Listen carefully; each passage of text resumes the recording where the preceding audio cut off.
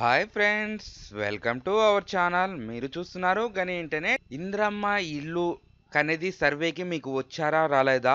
యాప్లో మీకు నేమ్ వస్తేనే మీకు ఇల్లు ఇస్తారా, లేదా సర్వేకి అనేది రాకపోతే ఏం చేయాలి అనే దాని గురించి ఈరోజు ఈ వీడియోలో చూసుకుందాం. ఎలా తెలుసుకోవాలనేసి ఈరోజు ఈ వీడియోలో చూసుకుందాం. మనం కొత్తగా ఎవరైతే మన ఛానల్ని చూస్తున్నారో సబ్స్క్రైబ్ అనేది చేసుకోండి. పక్కన ఉన్న బెల్ ఐకాన్ ఆల్ మీద ట్యాప్ చేయండి. మనం ఏ వీడియో చేసినా ముందుగా నోటిఫికేషన్ వస్తుంది. అలాగే ఎవరైనా కానీ లైక్ అనేది చేయండి. వీడియో చూస్తున్న వాళ్ళు లైక్ చేయడం ద్వారా తెలియని వారికి తెలియపరిచినట్టు అవుతుంది. కాబట్టి లైక్ అనేది వెరీ ఇంపార్టెంట్.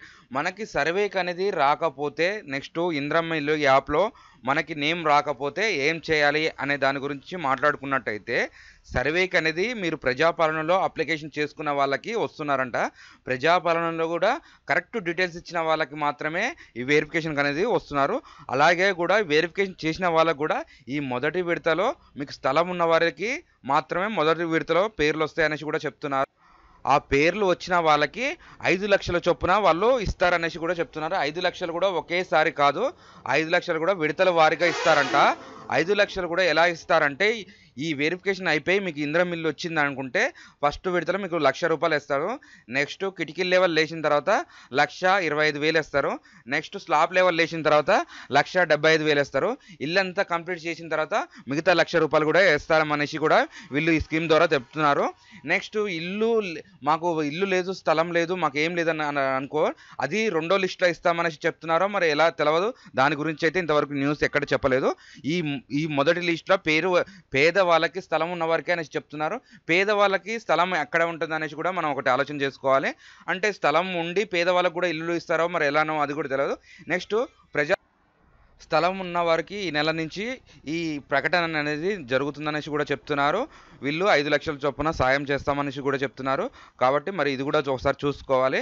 నెక్స్ట్ ప్రజాపాలనగానే మీరు అప్లికేషన్ చేసుకున్నట్టయితే మీకు మీ యాప్లో అయితే నేమ్ రాకపోతే మాత్రం ఇప్పుడు సర్వేకి అనేది వస్తున్నారు. ఆ సర్వేకి వచ్చిన అధికారులకి మనకి తెలిసిపోతే సరిపోతుంది. లేదా ప్రజాపాలనలో మీరు అప్లికేషన్ చేయనట్టయితే మీ దగ్గర ఉన్న గ్రామ పంచాయతీలో సెక్రటరీ అనే వారు ఉంటారు. వాళ్ళకు ఒక లెటర్ ఇచ్చేసి ఎంపీడీఓ ఆఫీస్లో లేదా సెక్రటరీ ద్వారానే మీ వెరిఫికేషన్ అనేది వెళ్ళిన తర్వాత మీకు సర్వేకి అనేది వస్తున్నారు. సర్వేకి అంటూ లాస్ట్ డేట్ ఏమీ ఇవ్వలేదు.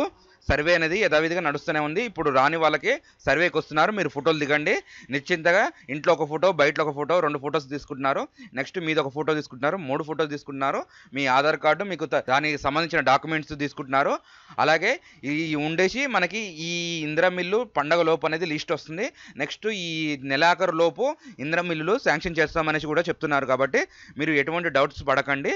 ఎలాంటివి ఉన్నా కానీ నాకు కామెంట్స్ చేయండి. దాని గురించి కూడా వీడియో చేద్దాం. దాని గురించి కూడా మీకు ఏమైనా డౌట్స్ ఉంటే మాత్రం క్లారిఫై చేస్తా. ఇదండి ఈరోజు video. Thanks for the watching.